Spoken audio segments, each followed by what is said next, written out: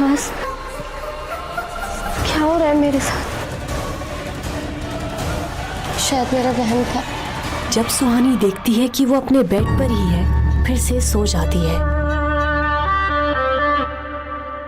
अगले दिन सुहानी और निशा तैयार होकर एक साथ ही कॉलेज के लिए निकलते हैं। तभी रिसेप्शन के पास से गुजरते हुए सुहानी और निशा को कुछ सुनाई देता है। मर्डर? हाँ, कल पुराने रोड पर एक और मर्डर हुआ, ठीक उसी विशिंग वेल के सामने, और आज सुबह वहाँ पे उसी लड़की की लाश मिली है। ये मैं क्या सोच रही हूँ? ये इत्तेफाक भी तो हो सकता है।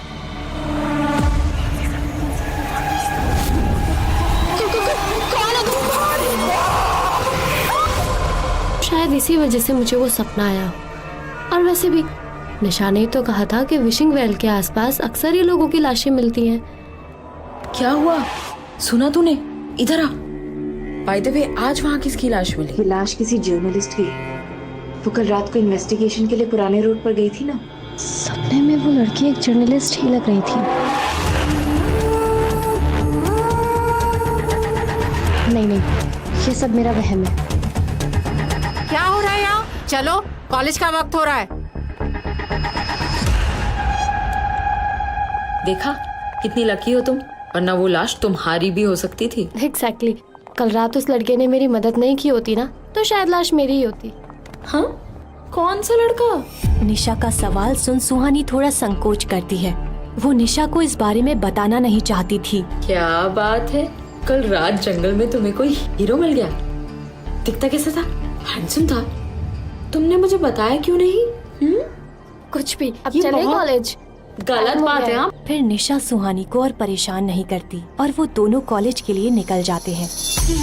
लेकिन कॉलेज की ओर जाते समय सुहानी को ऐसा लगता है कि जैसे कोई छुपकर उसे देख रहा है। सुहानी, क्या हुआ? चल।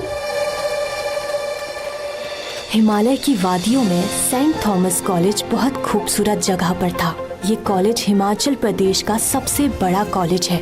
यहाँ के स्टूडेंट्स या तो बहुत अमीर होते थे या बहुत इंटेलिजेंट। निशा बहुत अमीर थी और सुहानी इंटेलिजेंट, इसीलिए सुहानी को यहाँ एडमिशन मिल पाया था। वो आगे चलकर एक IAS ऑफिसर बनना चाहती थी।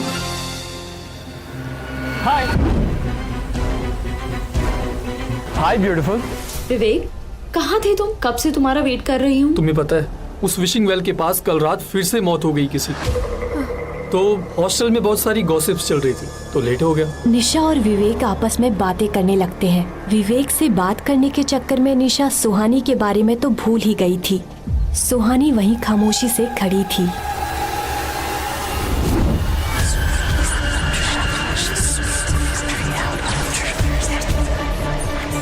वो ध्यान लगाकर समझने की कोशिश करती है कि वो आवाज कहाँ से आ रही है और उस आवाज का पीछा करते हुए कॉलेज के पीछे चली जाती है। सुहानी निशा और विवेक से काफी दूर कॉलेज के पीछे आ जाती है। वो जगह बिल्कुल सुनसान थी, वहाँ कोई भी स्टूडेंट नहीं था। सुहानी के ठीक सामने एक बड़ा सा बरगद का पेड़ था। उस पेड़ के इर्द गिर्द लाल धागे बंधे हुए थे, जिसे सुहानी बड़े गौर से देख रही थी। सुहानी को ऐसा लग रहा था जैसे वो आवाज इस पेड़ से ही आ रही है। बरगद के पेड़ के पास पहुंचते ही उस पेड़ का वातावरण पूरी तरह से बदल जाता है।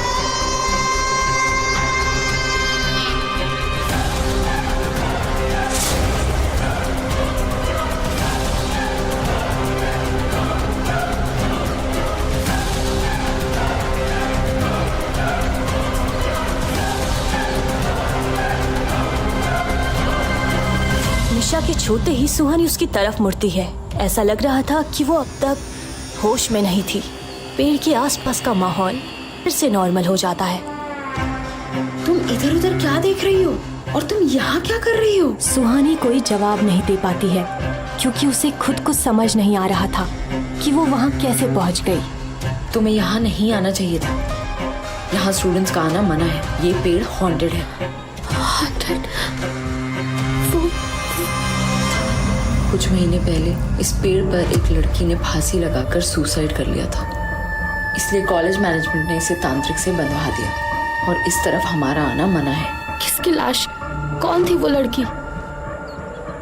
निशा, बोलो कौन थी वो लड़की? छोड़ो ये सब, चलो यहाँ से। अच्छा उसका नाम, निशा उस लड़की का नाम क्या था? सुहानी, मुझे नहीं पता। छोड़ो ना ये सब, मुझे तुम्हें किसी से मिलवाना है। सुहानी और निशा के जाते ही उस जगह का माहौल फिर से बदल जाता है और जोरों से किसी के हंसने की आवाज वहाँ गूंजने लगती है। Vivek, meet my roommate Suhani, and Suhani meet my boyfriend Vivek. Hi Suhani, nice to meet you. आज कॉलेज में हर जगह कल रात हुए हादसे की बात हो रही थी। वो जर्नलिस्ट कॉलेज भी आई थी ना? हाँ, और वो उस विशिंग वेल के बारे में कुछ पूछ रही थी। निशा, उस कुएं को विशिंग वेल क्यों कहते हैं? तुम्हें पता नहीं है क्या? चलो मैं बताता हूँ। यहाँ के लोग मानते हैं कि उस कुएं के पास जाकर जो कुछ भी मांगो वो तुम्हें मिल जाता है। मिल तो जाता है, लेकिन उसके बदले में कुछ ऐसा छीन लिया जाता है जो तुम्हें बहुत प्यारा होता है। कहते हैं वहाँ सालों से एक आत्मा रहती है जो लोगों की विशेस पूरी करती है। पता नहीं विशेस पूरी होती है या नहीं, लेकिन कम से कम शिमला के लोग तो बिल्कुल नहीं जाते। सुहानी को ये कहानी काफी दिलचस्प लग रही थी। वो इस बारे में और भी जानना चाहती थी, लेकिन निशा उसे क्लास में चलने के लिए कहती है। सुहानी, निशा और विवेक एक साथ क्लास की तरफ बढ़ जाते हैं। तभी एक लग्जरी कार कॉलेज कैंपस में आकर रुकती है। उस कार के वहाँ आते ही कॉलेज कैंपस में बिल्कुल खामोशी छा जाती है। जब कार का दरवाजा खुलता है तो उसके अंदर से एक बहुत खूबसूरत औरत बाहर आती है। वो दिखने में इतनी खूबसूरत थी कि लड़के ही नहीं बल्कि लड़कियां भी उसे देखती रह जाती हैं। वो औरत कार से उतरकर कॉलेज के अंदर जाती है। चलते हुए वो औरत सुहानी के पास से गुजरती है तो वो सुहानी को एक नजर देखकर आगे बढ़ जाती है। उस औरत को देखकर सुहानी को अजीब सी बेचैनी हो रही थी। उसके वहाँ से जाने के बाद सभी चैन की सांस लेते हैं। ये लो, फिर से आ गई मैडम। हाँ, आएगी भी क्यों नहीं। कल पुराने रोड पर मर्डर जो हुआ है। ये है हमारी कॉलेज की ट्रस्टी मिस पद्मिनी सिंघानिया। ये बहुत ही अजीब है यार। कुछ लोगों का मानना है कि ये इस शहर में तभी दिखती है जब विशिंग वेल के पास किसी की मौत होती है। लेकिन सुहानी के फिर कुछ कहने से पहले ही निशा उसे और विवेक को क्लास के अंदर ले जाती है। सुहानी ये सोचकर परेशान हो रही थी कि कॉलेज की ट्रस्टी पद्मिनी सिंघानिया, जिन्हें वो आज पहली बार मिली है, वो उसे अजीब तरह से घूर क्यों रही थी।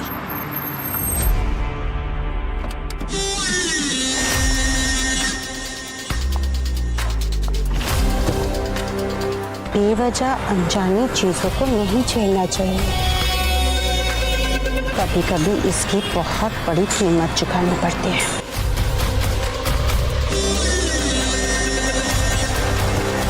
ये अभी अभी क्या बकवास करके गई? वही तो मैं सोच रही हूँ। छोड़, चल। रात के 3 बजे थे।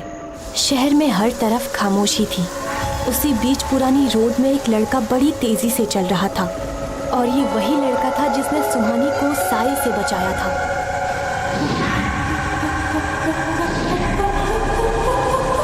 क्यों बचाया तूने उसे? प्लीज मासूम लोगों की जानें लेना बंद करो। तुम अच्छी तरह से जानते हो अब ये मौतें कभी नहीं रुकेंगी। अब मैं तुम्हें ये जाने लेने नहीं दूंगा। तुमने पहले भी कोशिश की थी, लेकिन होता वही है जो मैं चाहती हूँ।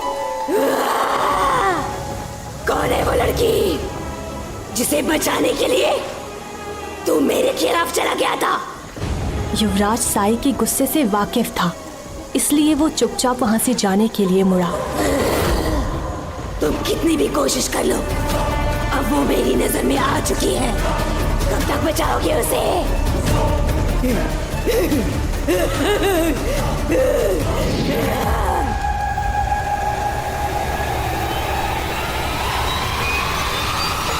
मेरी मदद करो, मुझे बचाओ यहाँ से। मेरी मदद करो।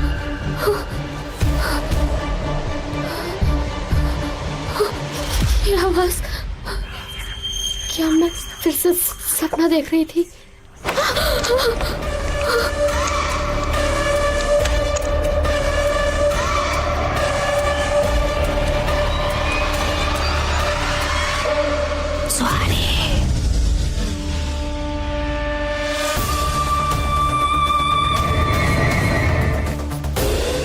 क्या उस साया ने उसे फिर से अपने वश में कर लिया था? आखिर क्यों पड़ा है वो साया सुहानी की जान के पीछे? कौन है वो लड़का? आखिर क्या रिश्ता है उसका उस साये से? जानने के लिए सुनते रहिए हमारी सबसे खौफनाक कहानी साया, अ कर्स लव स्टोरी, सिर्फ पॉकेट FM ऐप पर।